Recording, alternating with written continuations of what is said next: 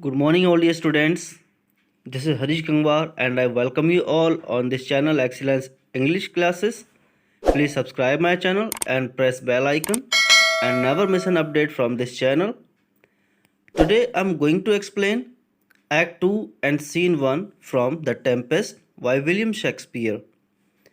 Act 1 explanation has already been done, and this video you can find in the description box or on the I button that you will click and you will find the videos. And already I have given the summary of this scene, so you must have seen that. And here in this scene enter Alonso, Sebastian, Antonio, Gonzalo, Adrian, Francisco and others. ये सभी लोग island के एक corner पर होते हैं and Ferdinand किसी दूसरे कोने पर होता है। तो अलोंजो बहुत दुखी है, एकदम सैड है, बाकी सभी लोग एकदम नॉर्मल हैं, उन्हें कोई ज़्यादा फ़र्क नहीं पड़ा है, जैसे एंटोनियो और सेबेस्टियन जैसे लोग। तो गोंजालो किंग को हंसाने की, उसे अम्यूज़ या एंटरटेन करने की कोशिश करता रहता है। तो क्या कहता है गोंजालो अलोंजो से बोलता है, beseech you sir, be merry. कहता है beseech means he says I request you sir, be merry means be happy. क्या कहता है, सर आपसे रिक्वेस्ट है कि आप खुश हो जाइए, ऐसे मत रहिए। You have cause so have we all of joy for our escape. क्या कहता है, क्योंकि आपके पास रीज़न है खुश होने का, कॉज है, एक रीज़न है, और हम सभी के पास वही रीज़न है खुश होने का, जॉय करने का। क्योंकि for our escape is much beyond our loss, क्योंकि जो हमारी जान बची है, जो हम इस टेम्पेस्ट से बचे हैं, वो हमारे लॉस से कहीं ज़्यादा बढ़कर है। इट मीन्स कि लॉस जो हुआ सो हुआ, बट हमारी लाइफ बच गई, हम लोग ज़िंदा बच गए, ये क्या कम है? इसलिए सर आप खुश हो जाइए। अब आगे वो अपनी सैडनेस और दूसरे जो भी लोग हैं उनके मिजरेबल कंडीशन को कंपेयर करता है। क्या कहता है, our hint of woe is common. Hint of woe means pain और सैडनेस। क्या कहता है, जो हमारी सैडनेस है या फिर जो हमारा दुख है बिल्कुल कॉमन है। कॉमन मीन्स ये चीज़ें उन सभी लोगों को होती रहती हैं जो भी सेल करते हैं, जो भी समुद्र में जाते हैं। Every day some sailor's wife, the masters of some merchant and the merchant have just our theme of woe. क्या कहता है, एवरीडे यानी रोज़ाना ऐसी बातें होती रहती हैं समुद्र में। कभी किसी सेलर की वाइफ रोती है, कोई डूब जाता है सेलर, तो मर्चेंट शिप्स के मास्टर्स को वही गम होता है, वही दर्द होता है जब उनके मर्चेंट शिप्स डूब जाते हैं। और वो जो मर्चेंट जो खुद पानी में डूबते हैं या फिर उस डूबने से बाहर बच जाते हैं, किसी आइलैंड पर पहुंच जाते हैं, तो उन सब का सेम थीम ऑफ वू होता है। सेम थीम मतलब सेम कंडीशन होती है उनकी सैडनेस की, उनकी परेशानियों की कंडीशन और हमारी कंडीशन एक जैसी है। तो इसमें कोई नई बात नहीं है, सब कुछ कॉमन है। बट आगे क्या कहता है, but for the miracle I mean our preservation few in millions can speak like this. क्या कहता है, लेकिन ये हम जो बचे हुए हैं, जो हम प्रिजर्व हो गए हैं, इस टेम्पेस्ट से बच गए हैं, ये तो एक किसी चमत्कार से, मिरेकल से कम नहीं है। क्योंकि few in millions can speak like this, क्योंकि मिलियंस में से कोई कोई इंसान ही इस तरह बच के आइलैंड पर बैठ के बातें करते होते हैं जैसे हम लोग हैं। तो इसीलिए सर खुश हो जाइए, वो रीजंस देता है बार बार अलोंजो को। तो आगे क्या बोलता है, then wisely good sir weigh our sorrow with our comfort. क्या कहता है, जो हमारा सॉरो है, इन दोनों चीज़ों को वे करके देखो, मतलब मेज़र करके देखो, तोल के देखो, और तब पता लगाओ कि आपका कंफर्ट ज़्यादा है या आपका सॉरो ज़्यादा है। तब आप उसी की कंडीशन के अकॉर्डिंग या तो सैड रहिए या फिर खुश हो जाइए। सॉरो है क्योंकि टेम्पेस्ट आया, एंड अलोंजो का बेटा चला गया। कंफर्ट कि आप ज़िंदा बच गए हैं, ये इतना काफ़ी है।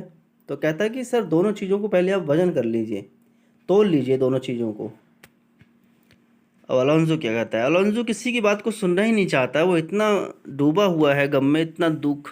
जैसे कुछ लोग होते हैं दुनियादारी से उन्हें कोई मतलब ही नहीं रहता। तो अलोंजो क्या बोलता है, पृथ्वी पीस, कहता है प्लीज़ खामोश रहिए, कुछ मत बोलिए। अब सेबेस्टियन एंटोनियो दोनों एक दूसरे से बातें करते हैं और मजाक उड़ाते रहते हैं। तो एंटोनियो से क्या बोलता है, he receives comfort like cold porridge. क्या कहता है कि कंफर्ट भी उसे ऐसा लग रहा है जैसे कोई इंसान ठंडा पॉरेज खाता है, कोई ठंडा दलिया या ठंडी खीर खाता है जो उसको अच्छी नहीं लगती।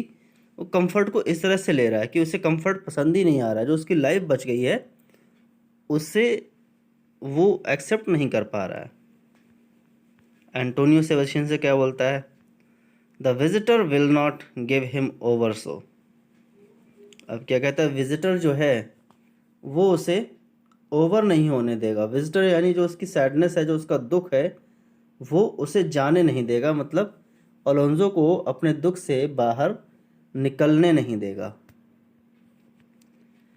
अब सेबेस्टियन क्या बोलता है, सेबेस्टियन गोंजालो के लिए बोलता है। यहाँ पर दोनों चीज़ों के लिए उसने बोला था, एक तो गोंजालो के लिए कि विजिटर उसे छोड़ेगा नहीं, उससे बात करता रहेगा, और दूसरी बात जो सैडनेस, जो उसका ग्रीफ था, जो उसका गम था, वो उसे विजिट करता रहेगा, मतलब दुख उसे आता रहेगा। अब सेबेस्टियन क्या बोलता है, look he is winding up the watch of his wit, by and by it will strike. तो सेबेस्टियन गोंजालो का मजाक उड़ाते कहता है, देखो उसने चाबी भरना चालू कर दी है अपने दिमाग में, और बार बार अब देखो बजना चालू हो जाएगा। जैसे पुराने टाइम में चाबी भरने वाली घड़ियाँ होती थी, उसमें सेल नहीं पड़ता था, उसको एक बार विंड कर दिया, पूरी सुई जैसे उसमें जो लगा होता है उससे पूरा विंड कर दिया, 24 आवर्स तक चलता रहता था। तो सेबेस्टियन क्या कह रहा है, गोंजालो देखो उसने अपने दिमाग में चाबी भरना चालू कर दिया है, अब बार बार बजना चालू हो जाएगा। अब गोंजालो बोलता है, गोंजालो बोलना ही स्टार्ट करता है, तभी वो लोग टपक पड़ते हैं बीच में। एंटोनियो सेबेस्टियन भरपूर यहाँ पर मजा ले रहे हैं। तो गोंजालो क्या कहता है अलोंजो से, सर। अब यहीं पे इंटरप्ट हो जाता है। तो सेबेस्टियन क्या बोला एंटोनियो से, देखो देखो वन टेल, कहता है देखो देखो एक बज गया, यानी उसने अपने दिमाग में चाबी भरी, देखो एक बज गया। गोंजालो फिर से बोलना चालू करता है, when every grief is entertain that suffered comes to the entertainer. अब क्या कहता है कि किसी भी ग्रीफ को जब हम एंटरटेन करते हैं, यानी जो ग्रीफ हमारे पास आता है, यानी जो भी ग्रीफ हमको ऑफर होता है, जो दुख हमें मिलता है, अगर हम उसे एंटरटेन करते हैं, कहने का मतलब हम उस दुख में डूब जाते हैं, उससे बाहर निकलने की कोशिश नहीं करते हैं, तो वो दुख एंटरटेनर के पास, मतलब जो दुखी है उसके पास आता ही रहता है। कहने का मतलब हम दुख को जितना मनाएंगे, दुख अपने अंदर जितना रखेंगे, उतना ज़्यादा ही दुख हमारे अंदर रहता है।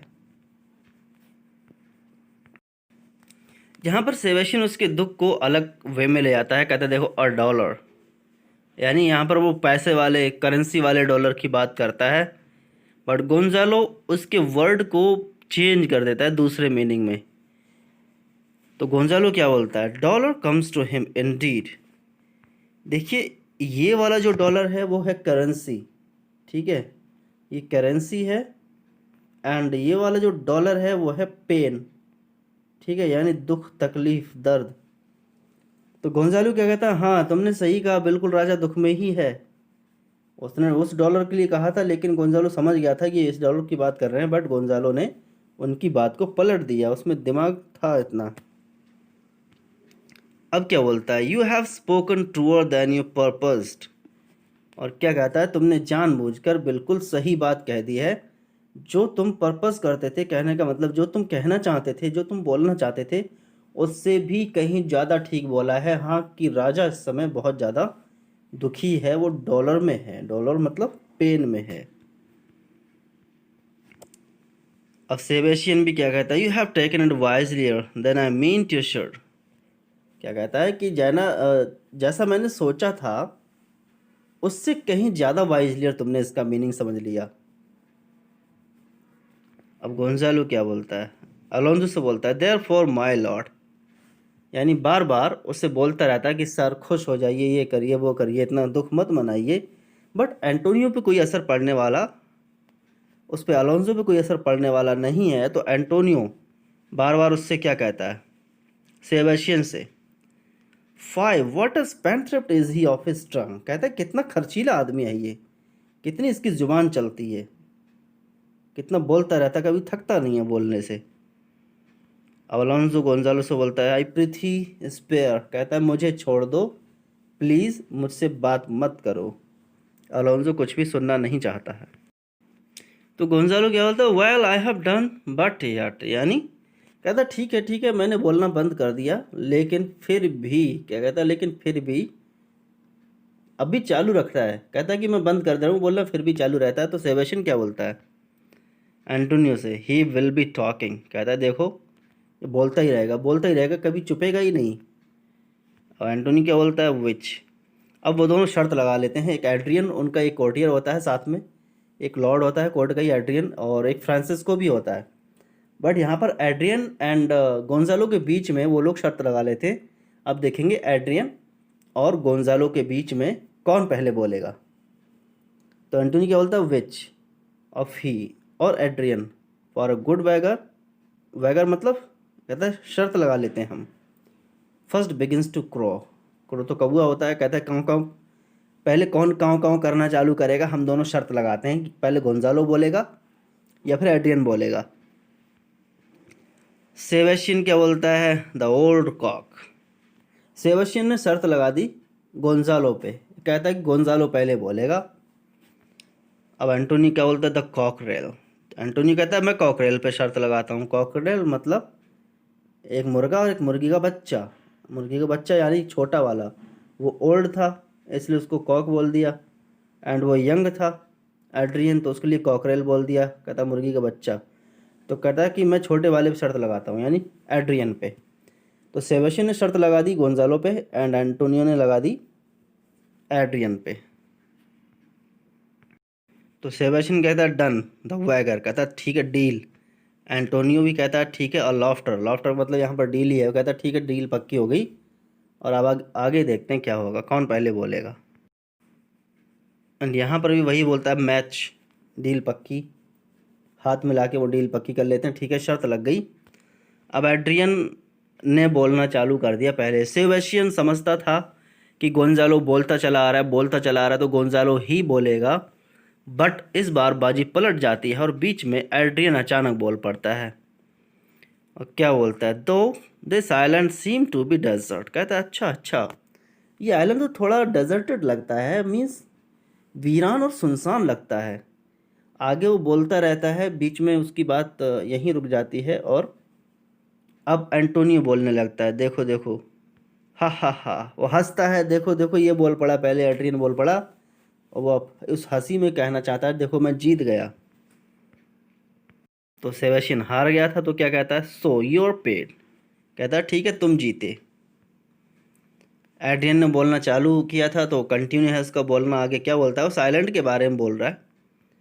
क्या कहता है, येट अनइनहेबिटेबल एंड मोस्ट इनएक्सेसिबल, कहता है ये आइलैंड है तो बहुत अच्छा, देखने में अच्छा लगता है, बट अनइनहेबिटेबल है यानी वीरान है, कोई रहता नहीं यहाँ पर। इनएक्सेसिबल है, जल्दी कोई यहाँ पर पहुँच नहीं पाएगा, बहुत सुनसान है और जल्दी किसी की पहुँच यहाँ तक हो नहीं पाएगी। अब सेबेस्टियन क्या कहता है, यट, सेबेस्टियन एड्रियन की बात को ऐड करना चाहता है कि कहता है अच्छा फिर भी क्या। तो एड्रियन बोलता है यट। अब एंटोनियो क्या बोलता है, देखो देखो वो मिस नहीं करेगा बोलने को, बोलता ही रहेगा, वो बोलेगा ज़रूर। तो एड्रियन क्या बोलता है, it must needs be of subtle tender and delicate temperance, temperance मतलब वहाँ का क्लाइमेट, ठीक है। तो एड्रियन क्या कहता है, सुनसान है, वीरान है, एक्सेसिबल नहीं है, फिर भी इसको होना चाहिए कैसे, सबल टेंडर एंड डेलिकेट, तीनों का मतलब एक ही है, सॉफ्ट, ठीक है, एकदम सॉफ्ट मौसम यहाँ पर होना चाहिए। एंटोनियो क्या कहता है? एंटोनियो सेबेस्टियन दोनों मजाक ही उड़ाते हैं।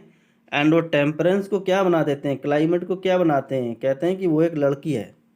ऐसे मान रहा है कि सॉफ्ट होना चाहिए, टेंडर होना चाहिए, थिन होनी चाहिए।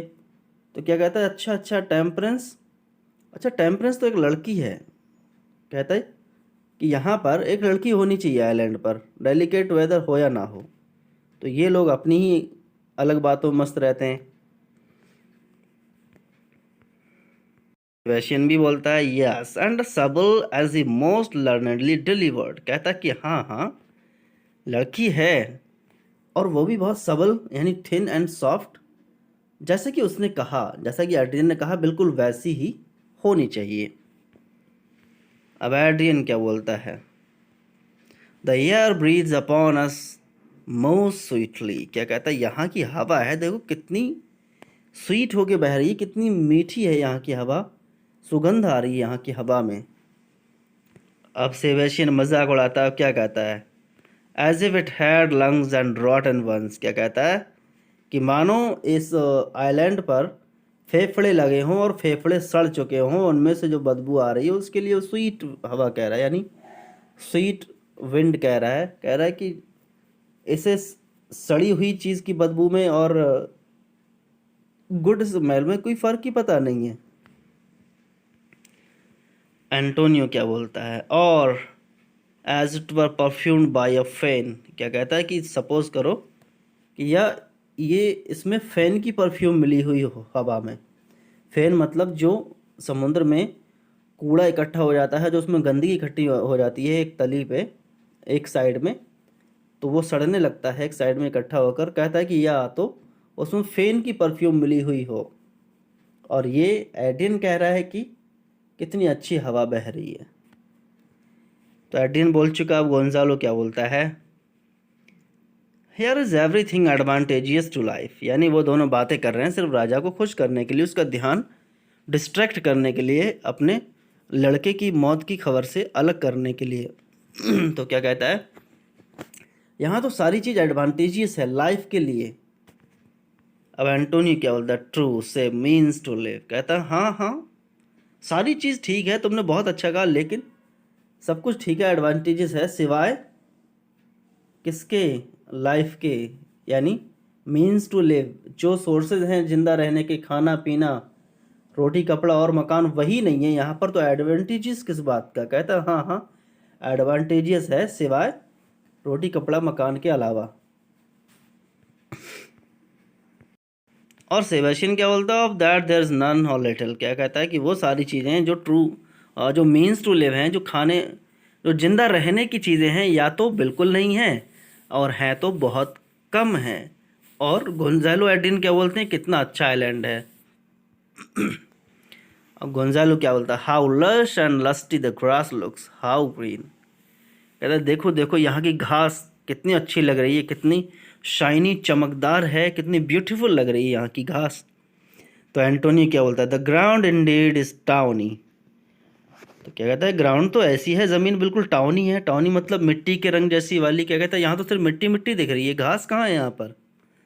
और सेबेस्टियन क्या बोलता है, with an eye of green it. क्या कहता है कि इसमें जो मिट्टी है टाउनी है, मतलब मिट्टी के कलर जैसा सब कुछ दिख रहा है, बट गोंजालो ग्रीन आई से देख रहा है, जिससे उसको सब कुछ हरा हरा दिख रहा है।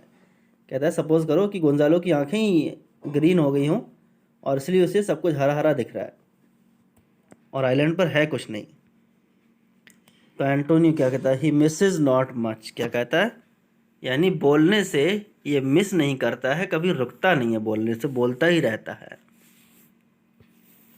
तो आज की एक्सप्लेनेशन यहीं तक, आगे हम फिर कंटिन्यू करेंगे कि आगे कौन कौन सी इनमें मजाक की बातें होती रहती हैं।